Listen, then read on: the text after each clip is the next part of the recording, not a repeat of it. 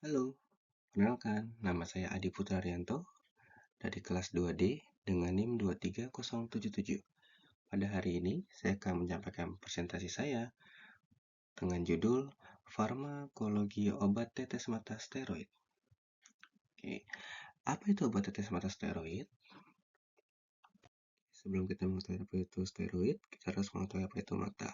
Mata merupakan suatu organ sensori spesial yang secara relatif terpisah dari sistem sistemik oleh suatu pembatasan yang diciptakan oleh shower antara darah dan retina, darah dengan aqueous humor, dan darah dengan vitreous. Sebagai konsekuensinya, mata memiliki sifat farmakodinamik dan farmakokinetik yang tidak sama dengan organ lainnya. Sudah tahukah kalian apa itu steroid? Steroid adalah senyawa kimia yang digunakan sebagai obat untuk mengurangi peradangan dan reaksi imun berlebih. Dalam konteks ini, steroid digunakan dalam bentuk tetes mata. Farmakokinetik obat mata. Yang pertama, absorpsi. Setelah obat diteteskan, jumlah dan kecepatan substansinya dipengaruhi oleh yang pertama, durasi obat pada kuldesak dan air mata. Kedua, eliminasi obat oleh sistem drainase ductus nasolacrimalis. Yang ketiga, ikatan substansi obat dengan protein pada air mata. Keempat, kemampuan obat untuk berdifusi melalui konjungtiva dan kornea. Faktor yang mempengaruhi kemampuan obat melakukan penetrasi ke dalam mata antara lain. Yang pertama, konsentrasi obat dalam air mata. Kedua, integrasi lap epitel. Ketiga, kecepatan mata berkedip. Keempat, dilusi air mata. Kelima, drainase ductus nasolacrimalis. Keenam, kemampuan substansi obat berkaitan dengan protein dan jaringan. Kelima, absorpsi melalui konjungtiva. Kedua, distribusi. Obat tropikal memiliki efek sistemik apabila diabsorpsi oleh mukosa hidung dan memiliki efek terlokalisir apabila diabsorpsi oleh kornea dan konjungtiva. Ketiga, metabolisme. Badan siliaris merupakan sumber utama enzim yang akan memetabolisme obat untuk mata yang bertanggung jawab pada dua fase utama reaksi metabolisme, yaitu melalui proses detoksifikasi dan eliminasi obat dalam mata.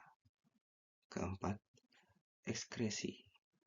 Drainase aqueous humor melalui anyaman trabekula merupakan rute utama untuk ekskresi obat tetes mata.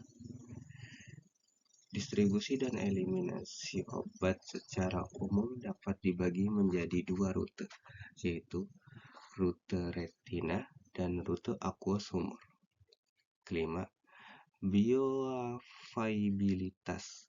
Bioavailabilitas didefinisikan sebagai jumlah obat yang terdapat pada reseptor di tubuh kita. Apa sih kegunaan obat tetes mata steroid? Ada beberapa kegunaan obat mata steroid, diantaranya adalah pertama, mengurangi pendarahan pada mata akibat berbagai kondisi seperti alergi, infeksi non-bakterial, dan setelah operasi mata. Kedua, membantu mengontrol reaksi imun yang dapat menyebabkan kerusakan mata. Ketiga, mengurangi gejala seperti kemerahan, pembengkakan, dan nyeri. Cara penggunaan obat mata steroid.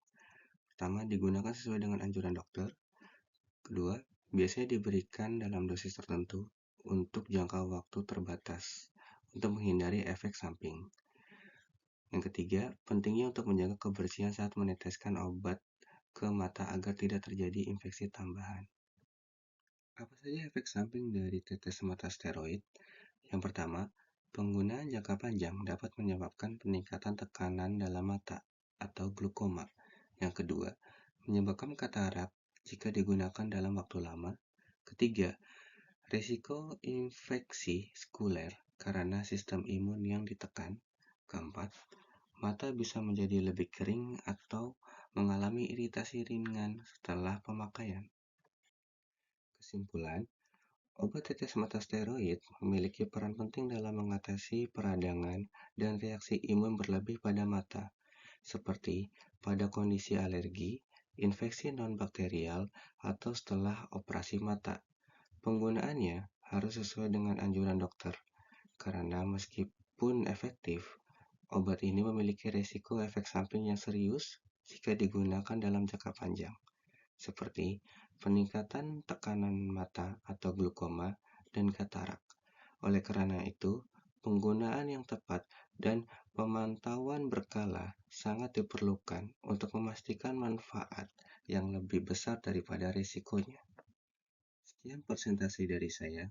Mohon maaf jika ada kata-kata yang kurang jelas dan intonasi yang tidak terdengar dengan baik, karena kebetulan kondisi sedang tidak sehat. Jadi jika ada intonasi yang kurang jelas, mohon dimaafkan. Terima kasih telah menyaksikan presentasi dari saya.